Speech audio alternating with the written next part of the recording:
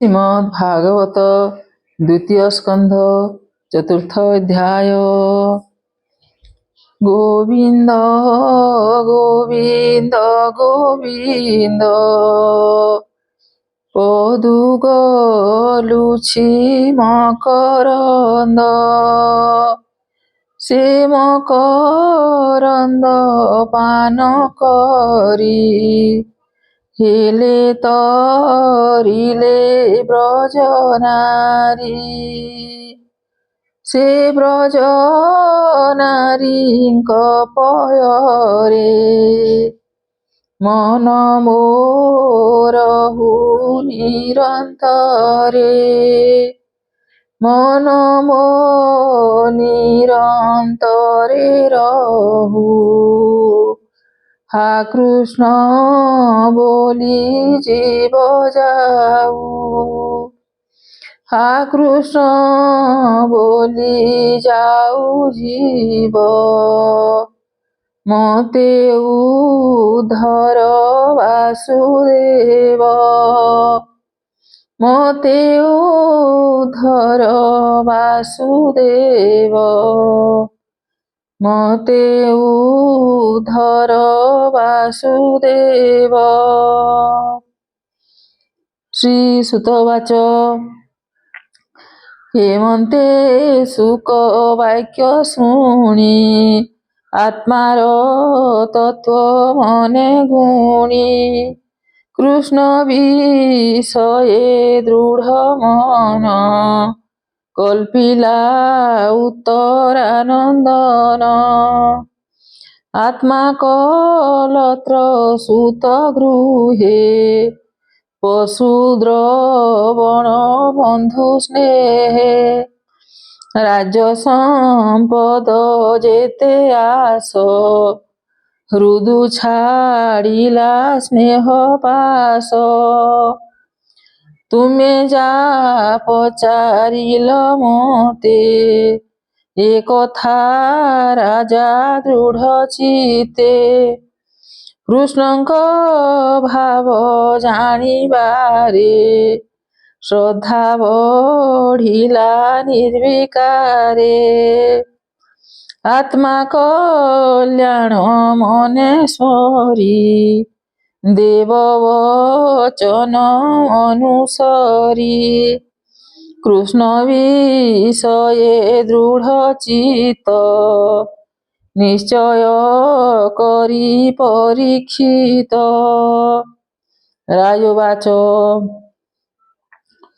हे सुक तुमर नंदन कृष्णर जेते गुण कर्म जहा शुणन्ते पाप हरे पवित्र वाक्य अभ्यंतरे शुणी पचारे तो सचिते वो मुनि कहिब निश्चिंते से हरि आत्मा माया बोले सृष्टि संचिले सयले विष्णुर सर्जिला संसार अन्य देवंकु अगोचर से कथा जानिबार पाई वो मुनि पुणी मु पुछई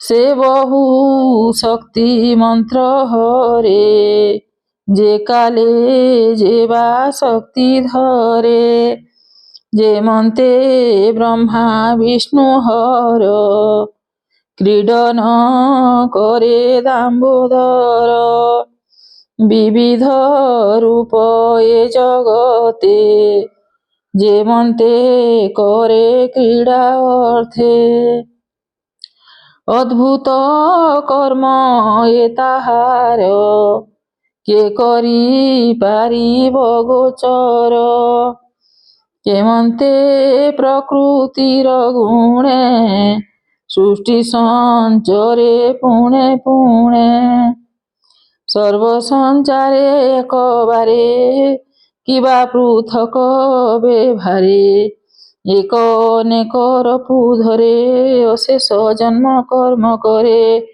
ପ୍ରାଣୀଙ୍କ ଆତ୍ମା ରୂପେ ସ୍ଥିତି କି ରୂପେ ପୁରୁଷ ପ୍ରକୃତି। ଏଣୁ ଶ୍ରବଣେ ଇଚ୍ଛା ମୋର କହ ଏ ବ୍ୟାସଙ୍କ କୁମାର। ସବଦ ବ୍ରହ୍ମ ଗୁଣ ସାଧି ତୁମର ପରମ ସମାଧି। ଶ୍ରୀ ସୁତବାଚ ଶୁଣି ସାନନ୍ଦ ବ୍ୟାସ ସୁତ ହରି ଚରଣେ ଦେଇ ଚିତ। ଆନନ୍ଦେ ଚିନ୍ତି ନାରାୟଣ କହନ୍ତି ପରୀକ୍ଷିତ ଶୁଣ। ନମସ୍ତେ ପରମ ଶ୍ରୀ ଶୁକବାଚ ନମସ୍ତେ ପରମ ପୁରୁଷ ଅଶେଷ ଘଟେ ଯେ ପ୍ରକାଶ। ଲୀଳା ବିହାରେ ସୃଷ୍ଟି କରେ ପାଲିଣ ପୁଣିତା ସଂହାରେ।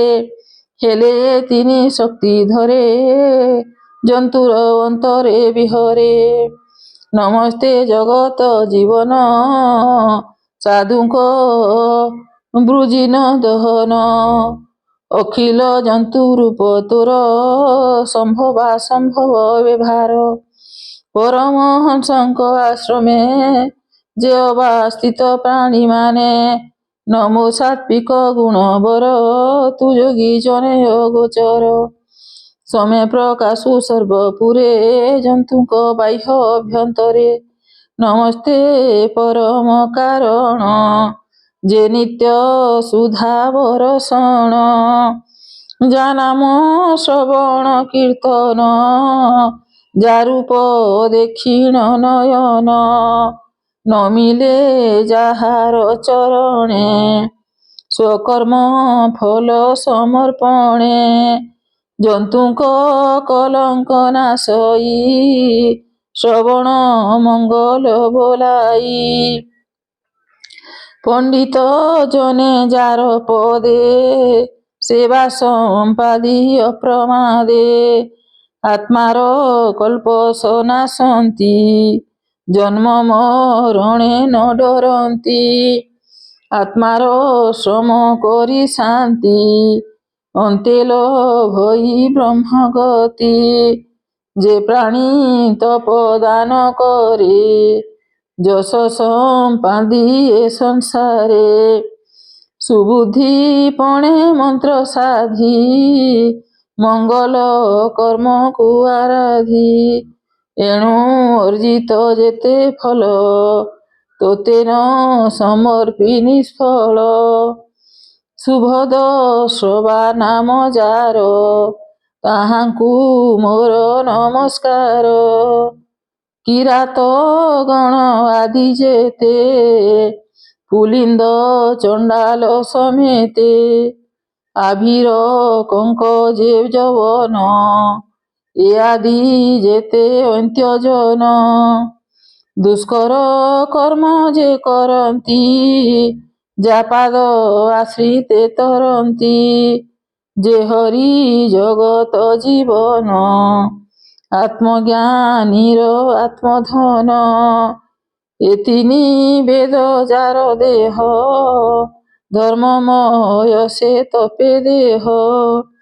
ନିର୍ମଳ ଚିତ୍ତେ ଯୋଗୀ ଜନେ ବ୍ରହ୍ମା ଶଙ୍କର ହନୁମାନେ। ଏ ନାନା ପ୍ରକାରେ ଧ୍ୟାନ ଚିନ୍ତି ଯା ରୂପ କେହି ନ ଦେଖନ୍ତି। ସେ ଲକ୍ଷ୍ମୀପତି ଯଜ୍ଞପତି ଯାଦବ ବଂଶପତି ଗତି।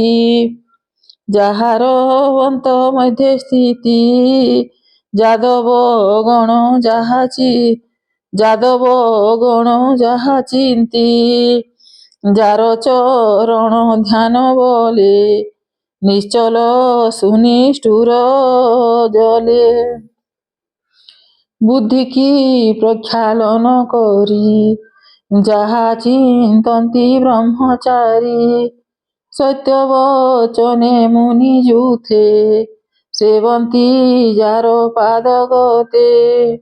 ଯାହାର ଆଜ୍ଞା ପରମାଣେ ଭାରତୀ ଆସି ତତକ୍ଷଣେ ପ୍ରକାଶୀ କଳ୍ପ ଆଦି କାଳେ ବ୍ରହ୍ମାର ହୃଦୟ କମଳେ ସୃଷ୍ଟି ବିଷୟ ଲୀନ ହେଲା ମୁଖେ ଗାୟତ୍ରୀ ଉଚ୍ଚାରିଲା ପୃଥିବୀ ଆଦି ପଞ୍ଚଭୂତେ ଜନ୍ତୁ ଆଇ ଏ ଜଗତେ ଜନ୍ତୁଙ୍କ ହୃଦୟ କମଳେ ଯାର ଶୟନ ସୁଖ ଭୋଳେ ଗୁଣ ସମୂহে ସୁଖେ ଭୁଞ୍ଜେ ଷୋଡ଼ଶୀ ଆତ୍ମରୂପେ ରାଜେ ସେ ହରି ବସୁ ମୋର ହୃଦେ ବାକ୍ୟ ଆବୋରି ପଦେ ପଦେ ଯା ପାଦ ପଦ୍ମ ଜ୍ଞାନର ସେ